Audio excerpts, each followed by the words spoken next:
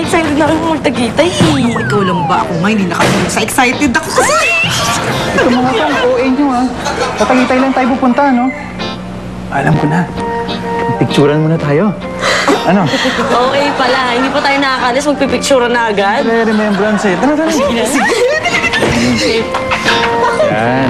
Perfect! Ayan! Galing. Hey baby, sapatos ko, naikarga mo na ha? Oh, yes, sir. Sir, saan po kayo pupunta? Ba't ganyan suot nyo? Sa Tagaytay. Di ba malamig doon? Uy, ba't ganyan ang suot nyo? Ay, lagot kayong sisipunin kayo. Pits, kinikita ko na. Full moon niya nga abutin ng mga yan.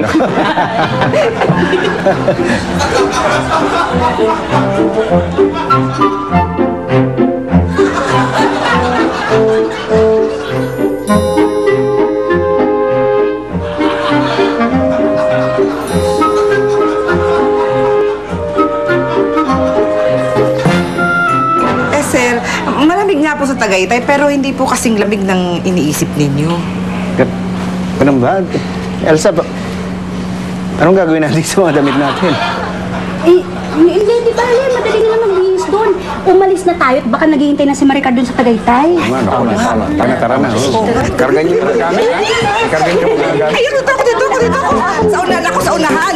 Sa unahan ako, gusto ko makakita ng view. Sa kabila, oo. Ay, teka muna. Ito na. Sige. O, diyan ka, dito sa bitana. Maria. Mahilig ka talaga dyan, oo. Ayan.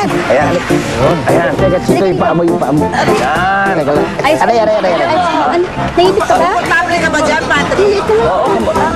Bert, Ako talaga. pwede bang lakasan mo yung aircon? Mainit eh. Nakatodo na tayo. Ha? Nakatodo na. Itoy, Oh. parang ang hirap yatang bumiyahin ng ganito. Oo nga, pero magagawa natin. Sige. Ay, sir. Ano? Kung gusto nyo, umarkila tayo ng motorhome. Para mas komportable tayong lahat, oh. Ay, motorhome. Ha? Ano yung motorhome? Ang motorhome, best suits ito sa outdoor activities dahil magiging komportable ka sa pagbiyahe mo, lalo na pag sa malalayong ang lugar.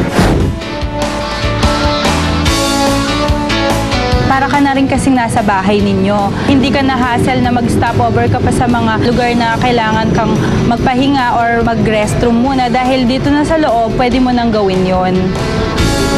May sala sa loob, may mga cabinets, ref. Meron din itong isang space para sa pagpapahinga ninyo. Convenient kang nakahiga para makapag-relax ka ng todo sa biyahe mo. Makakakita tayo ng motorhome sa mga rental houses gaya ng Lightscape. 15,000 a day. 11 to 12 hours ang rate niya.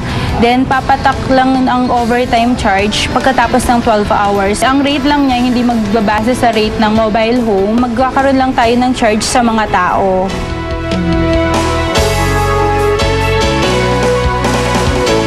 Pits, ang sarap pala bumiyahe pag motorhome ang dala mo sa sakyan, ano? Oo nga, buti nasabi sa atin ni Roberto, no?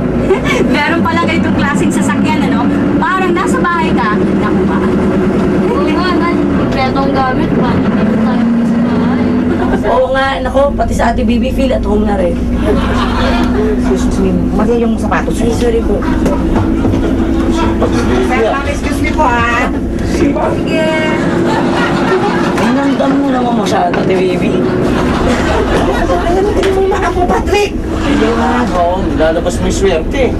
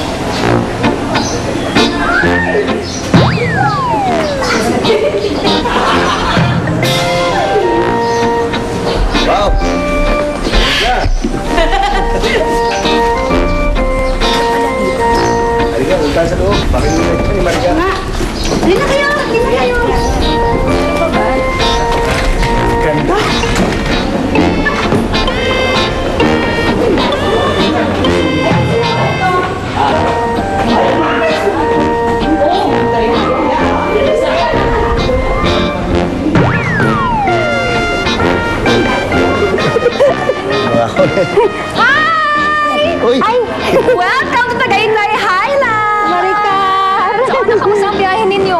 Nako, binili na ako ng pala yung mga security na darating kayo. Ay, bakit nga ba kailangan sabihan pa yung security? Eh, kasi exclusive for members lang talaga tong club na to eh. Hindi pwede kung sino-sino lang yung makakapasok dito. Eh, silver naman ako, kaya, ayan, nakapasok naman kayo dito. Hindi kayo magkakaproblema. Teka, bakit din ang mga suot ninyo? Nako, Maricar, mamaya ako na ikukwento sa'yo. O sige, sandali, kamusta naman yung biyahe nyo? Nako, ang sarap ng biyahe namin kasi Talaga? umarkila kami ng motorhome. Motorhome? Wow naman! I'm so impressed! Mamaya doon lang ako sasakay ah. Para kasi hindi kayo pwedeng umikot-ikot dito basta dapat kasama yung member eh. Okay? Sige. Sige, maluwag naman. Oo. Ang dami naman pwedeng paglagyan ng mga tao. Marami sige. Ikaw na lang magka-picture. Ikaw na. Ikaw lalaki. Sige. Ako na lang.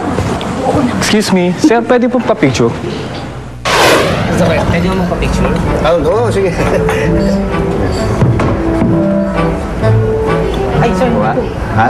Kasama po kayo, sir. Kasama ako? Oo, kasama. Sige. Thank you po.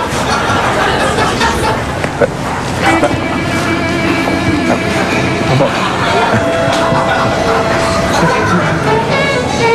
Ready ah.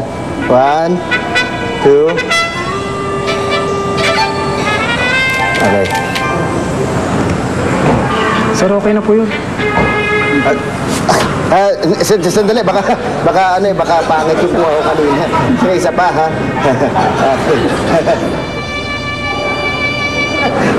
Hindi, ito naman. Ang gulo na ito. 1, 2. Ang camera natin yun. Smile. Pitoy! Kinukuha niyo yung camera natin. Dito sa Yung camera natin.